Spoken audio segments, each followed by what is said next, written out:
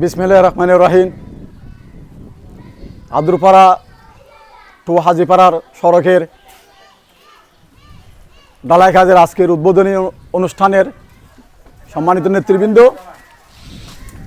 এই রাস্তা দিয়ে দীর্ঘ 15 বছর অত্র এলাকার মানুষ বর্ষাকালে অনেক কষ্ট করে হাঁটু পর্যন্ত পানি হয়ে যায়। বর্ষা হলে, সামান্য বৃষ্টি হলে হাঁটু পর্যন্ত পানি হয়ে যায়। দীর্ঘ 15 বছর ধরে এই রাস্তার কোনো উন্নয়ন বলতে কিছু হয় নাই। দীর্ঘ 15 বছর রাঙ্গুনিয়ার এমপি ছিল এবং মন্ত্রী ছিল, তারা এই আদ্রপাড়ার এই রাস্তাটির ব্যবহারে কোনো নজর দেয় নাই। এবং এই ইউনিয়নের চেয়ারম্যান ছিল দীর্ঘ 22 বছর। ওনার বাড়ির পাশে এই রাস্তাটা উনি চাইলে অনেক আগে এই রাস্তাটা করে দিতে পারতো, কিন্তু উনি এই রাস্তাটা করে নাই। আমি দীর্ঘ 17 বছর দেশের বাইরে ছিলাম। দেশের বাইরে থেকে আসার পর আমার এলাকার মুরব্বিবৃন্দ সবাই আমাকে ধরেছে এই রাস্তাটার ব্যাপারে। আরেকটি রাস্তা আছে গুল্লেপাড়া সড়ক, দুইটা সড়ক যাতে কাজ শুরু করা যায়, সেই ব্যাপারে আদ্রপাড়ার সর্বস্তরের জনগণ আমাকে এবং আমার শ্রদ্ধেয় মামা জনাব আব্দুল জব্বারকে, হাজি আব্দুল জব্বারকে, আমাদের কাছে তারা আছে। আমরা হাজি আব্দুল জব্বার সহ বিএনপির নেতৃবৃন্দ সহ আমরা সবাই বলছি কি করা যায় এই রাস্তাটা। কারণ দীর্ঘ 17 বছর তারা রাষ্ট্রীয় ক্ষমতায় ছিল, মন্ত্রী ছিল, চেয়ারম্যান ছিল, কিন্তু এর এলাকার ব্যাপারে তাদের কোনো নজর ছিল না, উন্নয়নের ব্যাপারে তাদের কোনো নজর ছিল না।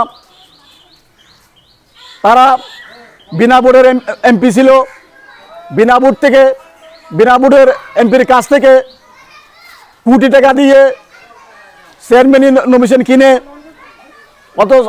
কিনে উনি বিনা ভোটে চেয়ারম্যান হয়েছে। ওনার দায়িত্ব ছিল ওনার এলাকার, ওনার বাড়ির পাশের এই রাস্তাটা করার জন্য। উনি কিন্তু গুরুত্ব দেয় না এই রাস্তা করার জন্য। ইনশাআল্লাহ আমরা সবাই মাত্র 2 মাসের পরিশ্রমে আমি এবং জব্বার আরও যারা বিএনপির নেতৃবৃন্দ ছিল, আমরা রাঙ্গুনিয়া উপজেলার নির্বাহী কর্মকর্তার সাথে কথা বলেছি।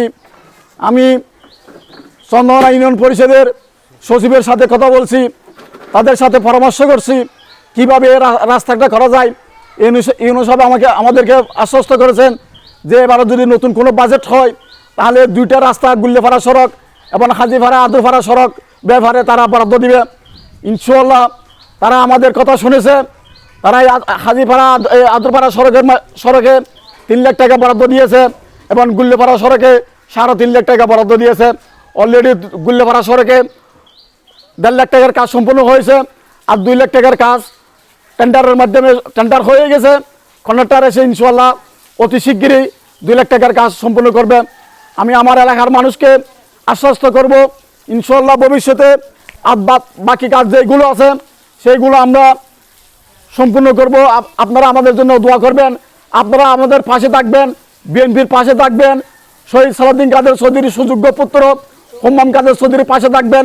ইনশাআল্লাহ আপনারা যদি আমাদের পাশে থাকেন আমরা অসম্ভব কাজকে ইনশাআল্লাহ সম্ভব করব।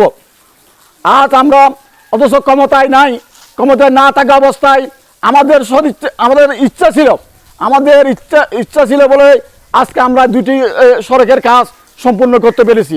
ইনশাআল্লাহ যদি ভবিষ্যতে আমরা যদি ক্ষমতায় আসতে পারি, জনগণের ভোটে যদি ক্ষমতায় আসতে পারি, ইনশাআল্লাহ আদ্রপাড়া বৃহত্তর আদ্রপাড়ার বাকি কাজ যেগুলো বাকি কাজ ইনশাআল্লাহ আমরা সম্পূর্ণ করব। এই আশ্বাস রেখে আমার সংক্ষিপ্ত বক্তব্য এখানে শেষ করছি। বাংলাদেশ জিন্দাবাদ। এবং আমি দুনু ওয়ার্ডের মেম্বারকে আমি ধন্যবাদ জানাচ্ছি, তাদেরও সহযোগিতা ছিল আমাদের এই কাজগুলো করার জন্য। আমি আবারও আমার এলাকার মানুষকে সবাইকে এবং সবার সুস্বাস্থ্য কামনা করে আমার বক্তব্য এখানে শেষ করছি। বাংলাদেশ জিন্দাবাদ, বাংলাদেশ জাতীয় দল জিন্দাবাদ, জনাব হুম্মাম কাদের চৌধুরী জিন্দাবাদ।